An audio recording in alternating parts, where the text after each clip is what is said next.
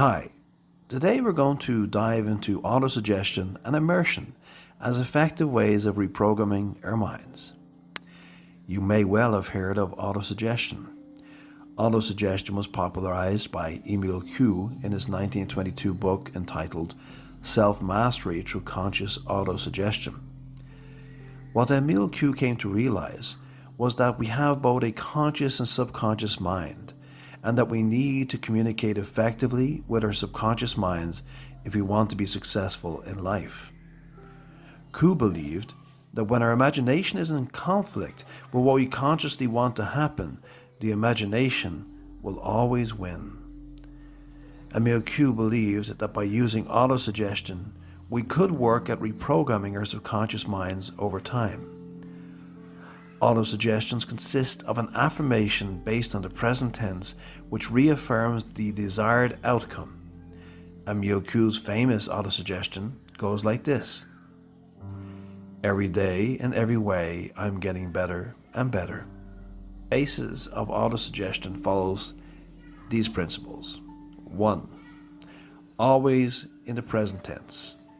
If we suggest the future tense, then we will never receive what we want to receive. Rather, we have to believe we're having it right now. I will explain why in a minute. 2. Always positives, no negatives. Never say something like, I will stop being a loser. Rather, say something like, I am a winner. The subconscious mind lacks discernment and needs simple, direct commands. 3. Repetition. Repetition. Keep on repeating affirmations throughout the day. 4. Add an imagination. Try and visualize your success, as well as think about your success. And 5. Feelings. Strong feelings boost the power of autosuggestion. 6. Subtle thinking. Subtle thinking is very powerful. So rather than just having strong thinking or strong thoughts, or strong thinking patterns, try and have subtle thinking patterns, whereby you don't put a lot of willpower into it. It's just something you think of in a kind of almost semi-unconscious way. Now, we can get a lot out of the Emil Q book, but if we go beyond it, we can actually have a faster transformation. If we take an in-depth look into the why behind autosuggestion, it is possible to take this reprogramming of the mind to a yet deeper state, which is immersion. Computer mind. If we want to better understand the mind, we can compare the mind to a computer.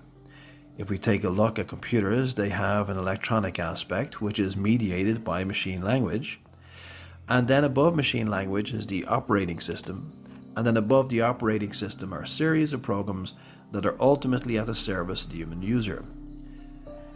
In many ways, the human mind is also akin to a computer. The human mind works on a basic level by controlling the actions of the body, and then above this machine level is that of the subconscious mind, which is akin to the operating system, and then above the operating system is the human user, the ego. Just as computers began as primitive electronic devices and higher levels of engineering were added over time, so too with our human minds. The human brain can be roughly divided into 3 brains, which are the brainstem, the limbic system, and the neocortex. The brainstem developed 521 million years ago. The limbic system developed 150 million years ago, and the neocortex developed 200 million years ago. Regarding functionality, the brainstem is involved in basic survival. It is often referred to as the reptilian brain, and it helps us either carry out fight or flight activities. Also, the reptilian brain is habitual. When we walk home or drive home and cannot remember even walking or driving, this is because our reptilian brain has done the work for us. The limbic system is concerned with emotions, and the neocortex with higher thinking. If we look at evolution, we learned first to survive, then to develop higher thinking, and lastly we developed an emotional center. So our brains over time have added more functionality. So what has all of this got to do with autosuggestion? We tend to presume that we have always been rational thinking beings who have their reality based on language, but this is merely a modern rendition of humanity. Ancient humans were far more visual and far less verbal than we are today, and their emotional range was lower and more aggressive. If we look more deeply into it, we see that our subconscious mind is still archaic in nature, and that our ego has the polish of sophistication about it. However, we need the subconscious mind to work for us if we want to achieve success in life, and there is a good reason for this. The problem which we have with our conscious mind is that there's a high overhead to higher level thinking. You might have noticed that it's difficult to concentrate for a long period of time, and carrying out detailed thinking work quickly incapacitates us. This is a byproduct of the energy required to fuel the neocortex. On the other hand, their subconscious mind does not possess any ego or higher level thinking. However, it can stubbornly maintain a train of thought indefinitely. So the way we can think about our conscious mind is that it is the master, whereas the subconscious is the slave. Thinking in terms of computers here, and not social constructs of master and slave. The purpose of the conscious self, the ego, is to make decisions and then inform the subconscious mind. And the role of the subconscious mind is to do the work required to achieve success. The challenge. The challenge when it comes to dealing with the subconscious mind is communications. Take a look at this surrealistic picture. It contains many unusual elements, such as a chessboard that is afloat, a rocket ship, a 17th century man-of-war ship afloat in the clouds, a trumpet lying in the sand, and an onlooker who has eyes in their back. It's a bizarre image, and yet it strangely appeals to us. The reason why it appears to appeal to us is exactly because our subconscious mind operates in a symbolic way. There's no logic to the subconscious mind. Everything is an abstraction, and each element is symbolic in nature. You might have noticed how when you take a look at elements in your dreams and then try and associate possible meanings, that there appears to be something symbolically meaningful going on in many of our dreams. This is because the language of our subconscious mind is visual rather than verbal. The subconscious mind operates in visual narratives. It is not concerned with rational thoughts. Rather, it works upon strong visual imagery and feelings. In fact, your subconscious mind is no way for reality checking at all. However, it is extremely earnest in that although it does not possess an ego as such, but it does possess some personalities, it is a faithful servant which tries to manifest into our lives whatever we program it to do. Putting it all together. Autosuggestion was actually the first piece in the puzzle box which is dealing with the subconscious mind. Autosuggestion allows us the opportunity to do some basic level programming of the subconscious mind, and even to this day autosuggestion is quite effective. Of course, as time goes by, new discoveries are made and their findings are added to our toolbar. In the case of those who want to reprogram their minds, another great tool involves the law of attraction.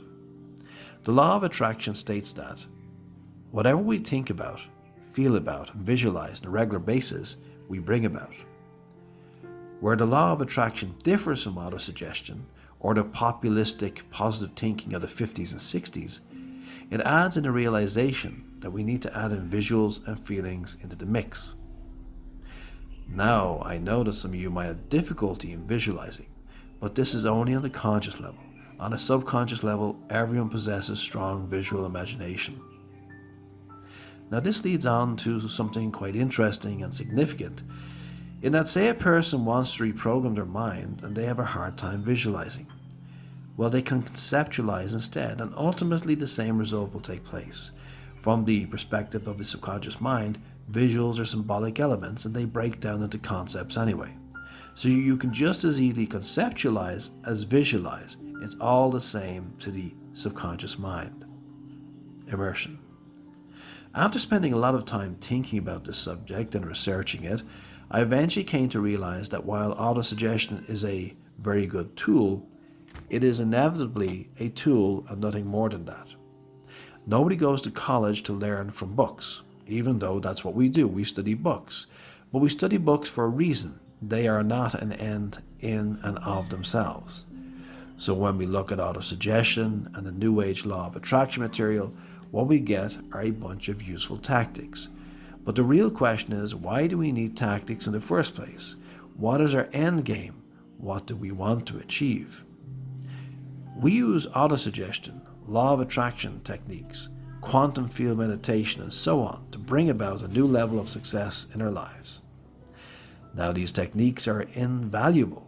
However, if we only stay at the level of techniques, we will win the battle but lose the war. The big picture is changing the narrative of our life and our life paradigm. Our life paradigm is developed early in life when we lack discernment.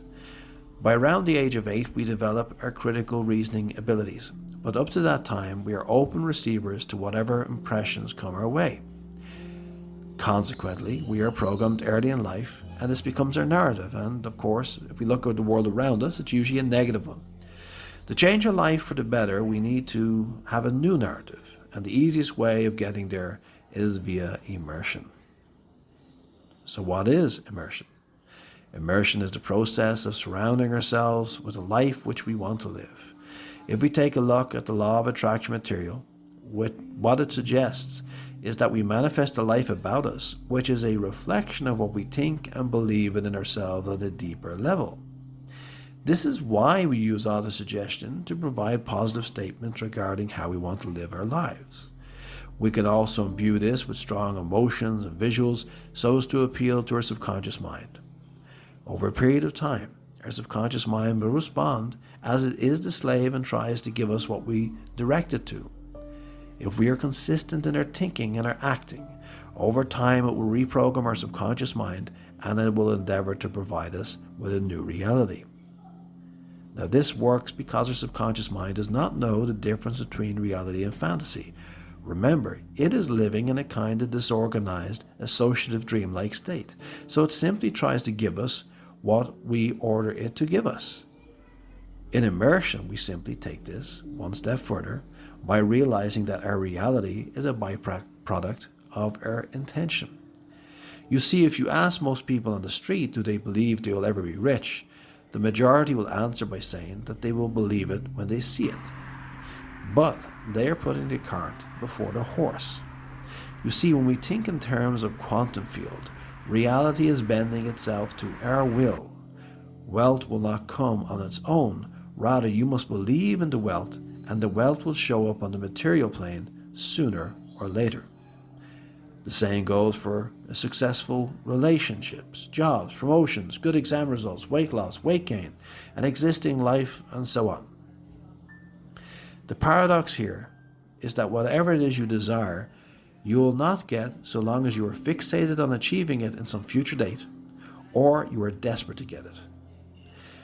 No, what you have to do is believe it and act accordingly. Believe you have the job promotion, but then act in a way that someone would do if they had achieved this level of success. Believe you have a successful relationship, but then act as if you would if you had this successful relationship already. Believe that you are the body weight you want to be, and then act in a manner that would maintain this kind of body weight. This is the law, the rule of the quantum field. We are creators of our own reality, but we must be positive and consistent, and we must demonstrate coherence and congruence between what we think, feel, and act. Now in immersion, we make a concerted effort to start living our life today, the life that we want to live in the future. If you want to be a musician, start living the life of a musician. Learn an instrument, learn to use some apps, set up a YouTube channel, make some connections on social media, join some communities which are filled with musicians and start interacting with them. Learn their narrative, learn their basic skill sets, and start living the musician's life. It doesn't matter that you suck now, as a few years from now you won't suck. It doesn't matter that now nobody will come to your gigs, they will come. It doesn't matter that nobody will buy your music, and they will buy your music once you are ready. Once you are good enough, your talent will attract people in, but unless you believe yourself capable of being talented, you will never end up being talented in the first place. So while I love autosuggestions, law of attraction material, and quantum field meditation, ultimately they're tools. Immersion is the bigger picture. Because when we immerse ourselves in the life which we want to lead, we start getting results. Now sure, if we use these techniques, we'll get fast results. But if we immerse ourselves with or without techniques, we'll get where we want to be. You see, it's very easy to do all the right things, but still be playing around with components of a successful life and applying techniques to stimulate yourself towards your goal. But when you immerse yourself in the goal, you are the goal, you are the narrative, and everything happens automatically. Jesus even says this in the Bible. You might remember the story of doubting Thomas. Well, Thomas did not believe that Jesus had risen from the dead, until he could put his finger in the holes of Jesus' hands and through the incision on his side. Jesus agreed, and then afterwards he tells Thomas, Thomas, because thou hast seen me, thou hast believed. Blessed are they that have not seen, and yet have believed. John verses 20-29. Think about it. Believe it, and then you will see it. Not see it and believe it. How to believe it? Stop doubting and simply accept that your desire will be fulfilled. Then go about acting as if it has already happened by living the life which you want to live tomorrow, today. I hope you like this video.